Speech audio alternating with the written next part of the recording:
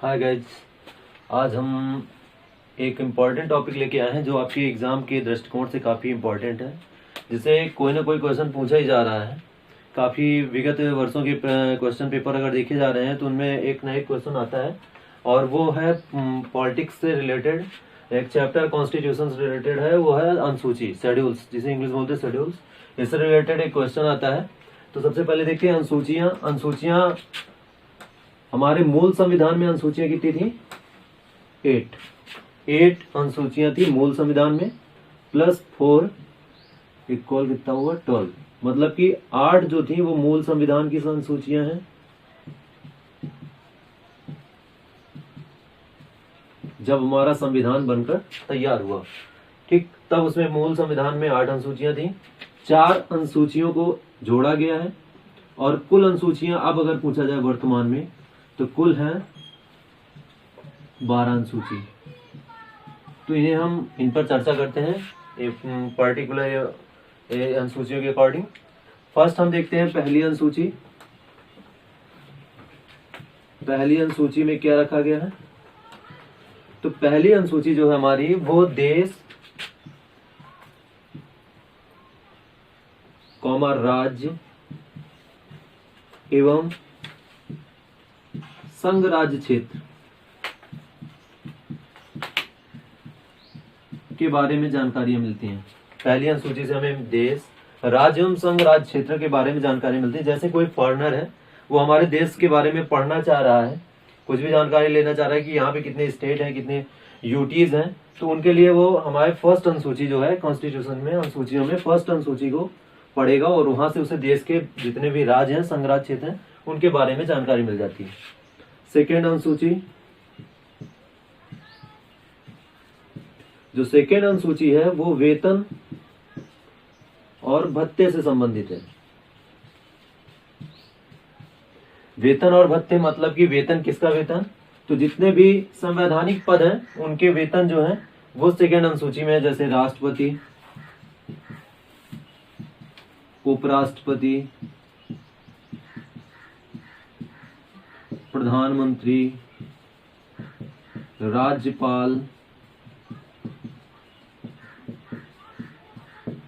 राज्यपाल, chief CJI, chief justice of India, और जितने भी हमारे जस्टिस हैं, सबकी जो भी है इत्यादि, जितने भी लोग हैं संवैधानिक पदों पर, उनकी जो भी वेतन और भत्ते हैं, उनका सभी का जो निर्धारण होता है वो किसके अकॉर्डिंग होता है? सेकेंड अनुसूची के।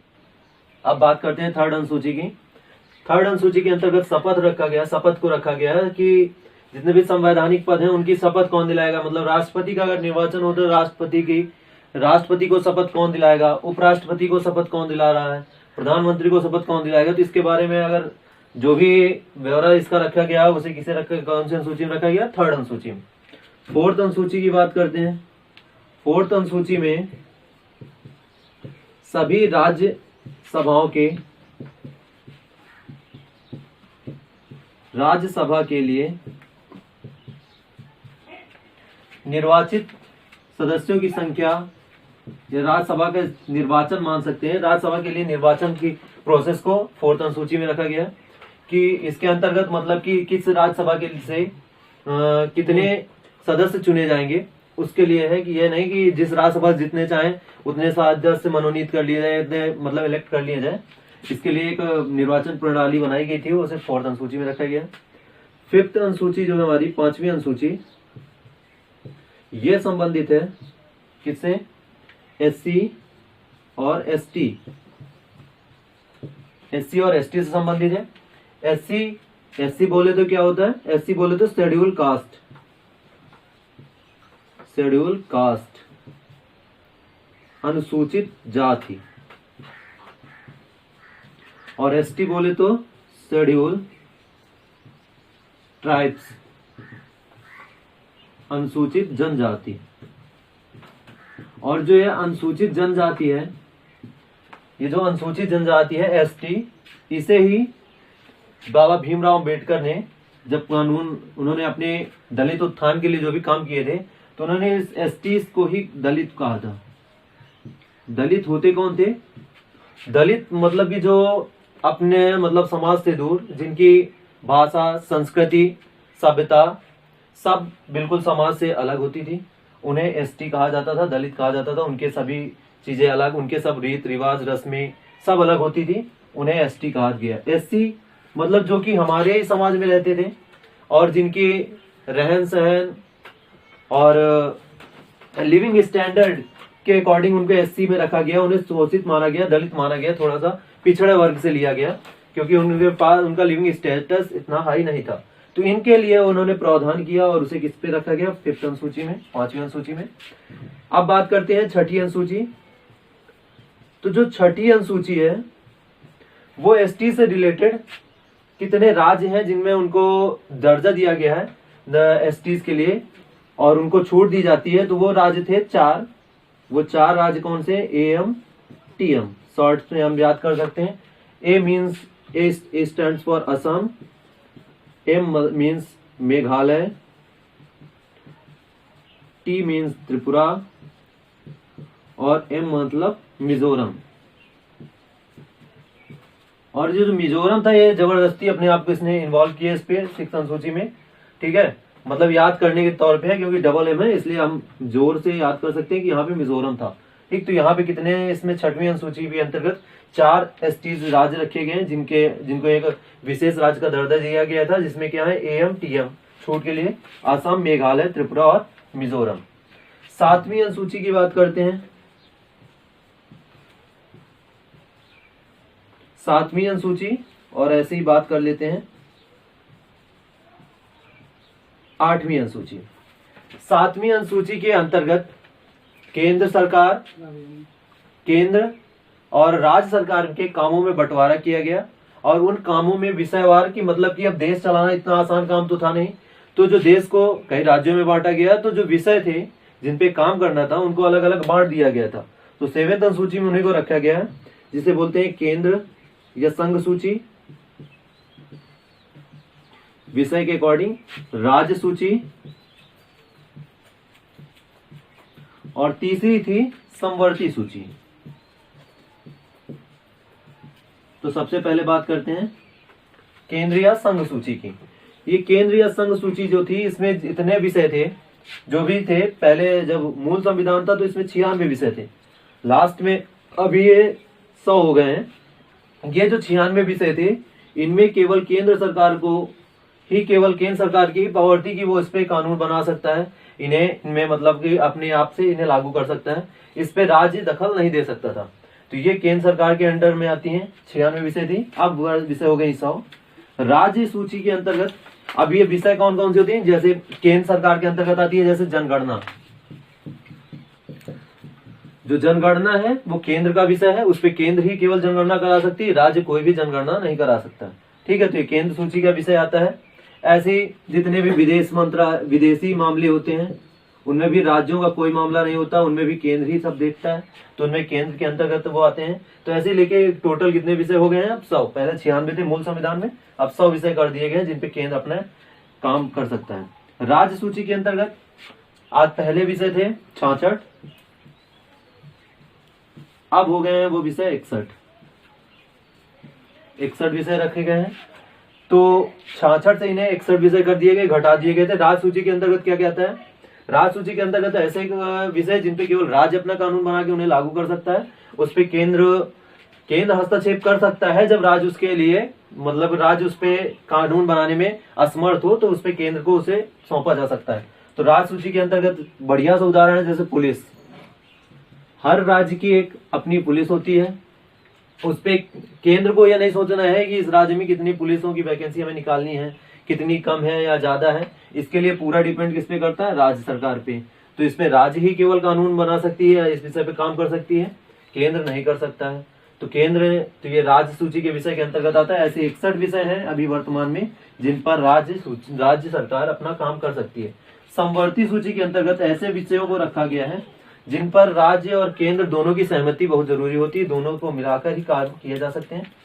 तो ये पहले थे 47 विषय, अब ये हो गए हैं कितने, 52 विषय। 47 विषय थे, अब ये 52 हो गए। जैसे अगर हम समवर्ती सूची की बात करें तो इसके अंतर्गत हम देख सकते हैं, जैसे एक बहुत बढ़िया उदाहरण है इसका शिक्षा। शिक्षा समवर्ती सूची का सबसे बेस्ट उदाहरण है, क्योंकि शिक्षा के लिए हम सीबीएसई बोर्ड से भी पढ़ सकते हैं, सेंट्रल बोर्ड से, और किसी भी अदर स्टेट बोर्ड से भी पढ़ सकते हैं, जैसे यूपी बोर्ड। तो जो शिक्षा है इस पे दोनों तरीके से काम किया जा सकता है, उसमें केंद्र और राज्य दोनों काम कर सकते हैं। तो इसे ऐसी विषयों को किसके अंतर्गत रखा गया है, समवर्ती सूची के अंतर्गत। तो दोस्तों अब आते हैं 8वीं अनुसूची पे। 8वीं अनुसूची मानक भाषाओं से संबंधित है। मानक भाषाओं से पहले हम कुछ समझ लेते हैं कि मानक भाषाओं की जरूरत क्यों पड़ी।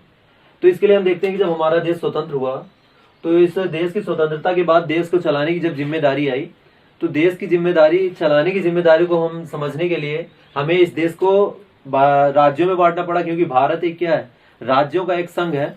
तो इस राज्यों में बांटने के लिए राज्यों को किस आधार पर बांटा जाए, तो इन राज्यों को भाषाई आधार पर बांटा गया, भाषाई आधार पर बांटा गया।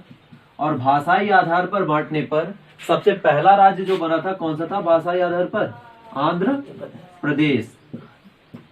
सबसे पहले भाषाई आधार पर बनने वाला राज्य कौन सा था, आंध्र प्रदेश। मानक भाषाओं के आधार पर अगर हम देखें तो मानक भाषाओं को पहले मूल भाषाएं कितनी थी, 14 राज्यों में बांटा गया पहले भाषाई आधार पर। फिर देखा गया कि फिर इन्हें भाषाई आधार पर और भाषाएं बढ़ाई गई, तो कुल भाषाएं अभी कितनी है हमारे संविधान में, 22। इन्हें बांटा कैसे गया था, तो मूल संविधान में 14 थी, फिर 1, फिर 3, फिर 4। ये प्लस, जहां भी प्लस आ रहा है साइन, मतलब कि यहाँ पे कुछ ना कुछ संविधान संशोधन किया गया, और संविधान संशोधन करके ही इनको जोड़ा गया, संविधान में कुछ संशोधन किया गया। तो पहले भाषाई आधार पे हम देख लेते हैं। पहले 14 भाषाएं थी। पहली जो भाषा जोड़ी गई थी संविधान संशोधन करके, ये 21वें संविधान संशोधन से जोड़ी गई, संविधान संशोधन से जोड़ी गई 21वें। और इस 21वें संविधान संशोधन से कौन सी भाषा जोड़ी गई थी, ये सिंधी।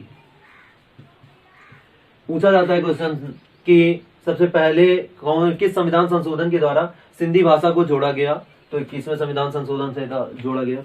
फिर 3 भाषाओं को फिर जोड़ा गया, ये 71वें संविधान संशोधन से जोड़ा गया, 71वें संविधान संशोधन से। और इसमें 3 कौन कौन सी भाषाएं जोड़ी गई, वो भाषाएं थी मणिपुरी, कोंकणी, और पहली विदेशी भाषा थी जिसे इसमें जोड़ा गया, और वो भाषा कौन सी थी, नेपाली। 3 भाषाओं को इसमें जोड़ा गया, मणिपुरी, कोंकणी और नेपाली। इसके बाद जबकि हमारे यहाँ पे अगर देखा जाए तो सबसे ज्यादा भोजपुरी भाषा का भी बहुत ज्यादा प्रचलन है, लेकिन उसे अभी भी मानक भाषा का कोई भी आधार नहीं दिया गया, उसे मानक भाषा का संज्ञा नहीं दी गई है, और जबकि नेपाली भाषा को दिया गया। इसके बाद 4 भाषाएं फिर जोड़ी गई, 4 भाषाएं फिर जोड़ी गई, और वो कौन कौन सी थी, मैथिली, संथाली, बोडो और डोगरी। इन 4 भाषाओं को जोड़ा गया। इस तरीके से 3 संविधान संशोधन किए गए। और ये कौन सा संविधान संशोधन से जोड़ा गया, तो ये जोड़ा गया 92वें संविधान संशोधन द्वारा 4 भाषाओं को जोड़ा गया मानक भाषाओं में, और ये थी मैथिली, संथाली, बोडो, डोगरी। याद करने के लिए हम याद रख सकते हैं कि यहाँ पे अड़ा वाली जो भाषाएं हैं, जिनपे लास्ट वर्ड पे अड़ा है, कहीं ना कहीं आ रहा है, तो उसके अकॉर्डिंग हम सेट कर सकते हैं कि मणिपुरी और कोंकणी जो थी वो 3 भाषाओं में 71वें संविधान संशोधन द्वारा जोड़ी गई, और ये 3 भाषाएं थी मणिपुरी, कोंकणी और नेपाली। और जो 4 फिर से अमेंडमेंट लाके जोड़ा गया 4 भाषाओं को, वो थी मैथिली, संथाली, बोडो और डोगरी। और ये कौन से थे, 92वें संविधान संशोधन अधिनियम द्वारा। कभी कभी क्वेश्चन इससे पूछा जाता है इस तरह रिलेटेड कि जब भाषाएं दे दी जाती हैं और इधर संविधान संशोधन दे दिए जाते हैं, उनमें मैच कराना होता है। तो ये परीक्षा के दृष्टिगत काफी इंपॉर्टेंट ये भी टॉपिक था इस पे, 8वीं अनुसूची जो इंपॉर्टेंट है। अब 8वीं अनुसूची के बाद जो भी अनुसूचियां जोड़ी गई 4, वो कोई ना कोई संविधान संशोधन लाके ही जोड़ी गई, क्योंकि संविधान में कुछ भी अगर ऐड किया जा रहा है तो उसके लिए संविधान संशोधित किया जा रहा है, और उसमें जिसे अमेंडमेंट बोलते हैं, अमेंडमेंट बिल लाके उसमें जोड़ा जा रहा है। तो पहला जो 9वीं अनुसूची थी, 9वीं अनुसूची जो थी, ये स्टार्ट हुई, इसे लाया गया 1951 में। 1951 में पहला संविधान संशोधन किया गया। पहला संविधान संशोधन कब किया गया, 1951 में, और इसमें 9वीं अनुसूची को जोड़ा गया। अब 9वीं अनुसूची हमारी किससे संबंधित थी, तो 9वीं अनुसूची जो थी वो भू सुधार से संबंधित थी। 9वीं अनुसूची को जोड़ा गया है, ये अलग से जोड़े गए, अमेंडमेंट बिल लाया गया, मतलब कि भारतीय मतलब संशोधन किया गया और इस संशोधन के द्वारा इसमें बिल जोड़ा गया 9वीं अनुसूची में, भूमि सुधार। इसके बाद 10वीं अनुसूची लाई गई। 10वीं अनुसूची जो लाई गई वो 92वें संविधान संशोधन, 10वीं अनुसूची मतलब लाई गई 92वें संविधान संशोधन अधिनियम द्वारा, और इस अनुसूची में के अंतर्गत रखा गया दल बदल को। दल बदल के विरुद्ध कानून लाया गया। दल बदल के विरुद्ध कानून क्यों लाया गया? क्योंकि 1984 में, ये 1985 में 52वां संविधान संशोधन हुआ था, 52वां, इसके अंतर्गत लाया गया था दल बदल कानून 1985 में। जबकि 1984 में क्या होता है, इंदिरा गांधी की हत्या हो जाती है। 1984 में इंदिरा गांधी की हत्या होने के बाद जब राजीव गांधी प्रधानमंत्री बनते हैं तो काफी चेंजमेंट आता है राजनीति में, बहुत ही उथल पुथल होती है, जिसके लिए एक कानून बनाया जाता है दल बदल कानून, और इस दल बदल कानून को इसके विरुद्ध लाया जाता है 92वें संविधान संशोधन द्वारा 1985 में। 1985 में लाया जाता है। इसके बाद 11वीं अनुसूची को जोड़ा जाता है। 11वीं अनुसूची को जोड़ा जाता है 1992 में। 73वां संविधान संशोधन लाया जाता है। 73वां संविधान संशोधन द्वारा 1992 में 11वीं अनुसूची जोड़ी जाती है, जो किससे रिलेटेड होती है? पंचायती राज से। पंचायती राज से, जो मतलब कि गांवों और शहरों, गांवों के लिए पंचायती राज और शहरों के लिए नगर निगम नगर पालिका का गठन किया गया था, जो 12वीं अनुसूची के अंतर्गत आता है। नगर पालिका नगर निगम। पंचायती राज 11वीं अनुसूची के अंतर्गत रखा गया। यह लाया गया 73वें संविधान संशोधन द्वारा 1992 में। 73वां संविधान संशोधन 1992 में आया जरूर, लेकिन इसका क्रियान्वयन, इस पर कार्य पूरी तरीके से स्टार्ट हुआ 1993 में, अप्रैल 1993 में। तभी आपने एक सुना होगा पंचायती राज दिवस। तो पंचायती राज दिवस कब मनाया जाता है? अप्रैल में। तो ये अप्रैल 1993 में पूर्ण रूप से कार्यान्वित हुआ। 11वीं अनुसूची में पंचायती राज को रखा गया। पंचायती राज के अंतर्गत 28 विषय हैं, जिसपे पंचायत, ठीक है, या ग्राम सभा, ग्राम प्रधान जो आते हैं, इसी के अंतर्गत आते हैं पंचायती राज के अंतर्गत। ग्राम सभा, ग्राम प्रधान जो भी हैं, तो पंचायती राज के अंतर्गत 28 विषय हैं, जिस पर ये लोग अपना कानून, अपना मतलब काम कर सकते हैं, इन्हें क्रियान्वित कर सकते हैं 28 विषयों पर। 12वीं अनुसूची जो थी, 12वीं अनुसूची को लाया गया 1993 में 74वें संविधान संशोधन द्वारा। 74वां संविधान संशोधन लाके 12वीं अनुसूची को जोड़ा गया। 12वीं अनुसूची के अंतर्गत नगर निगम, नगर पालिका,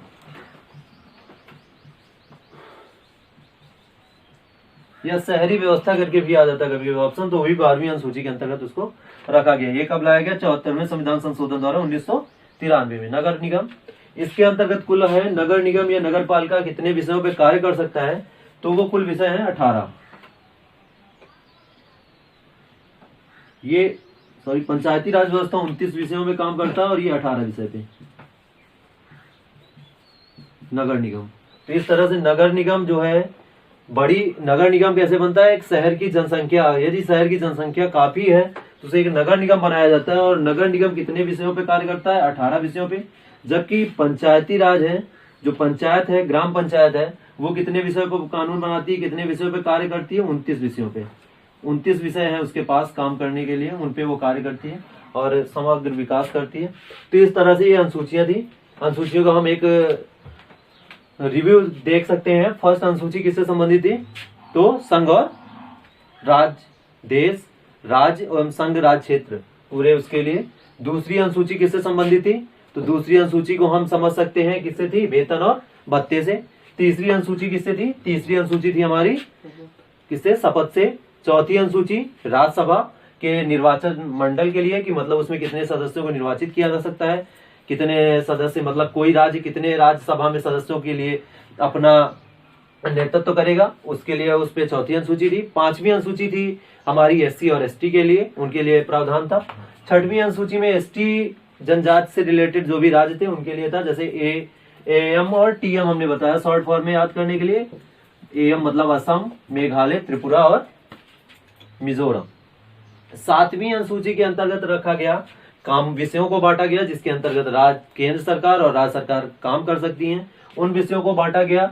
8वीं अनुसूची के अंतर्गत किसे रखा गया? मानक भाषाओं को रखा गया। मूल मानक भाषाएं कितनी है अभी अपने संविधान में? तो कितनी है? 22। इसके बाद जो भी 4 नई अनुसूचियां थी वो सब संविधान संशोधन के द्वारा जोड़ी गई। 9वीं अनुसूची जो लाई गई वो पहले संविधान संशोधन द्वारा 1951 में लाई गई, जो किससे संबंधित थी? भूमि सुधार से। इसके बाद 10वीं अनुसूची लाई गई 1985 में 92 संविधान संशोधन द्वारा, जो किससे संबंधित थी? दल बदल कानून से। दल बदल कानून लाया गया। 11वीं अनुसूची किसे थी? पंचायती राज। पंचायती राज कितने विषयों पे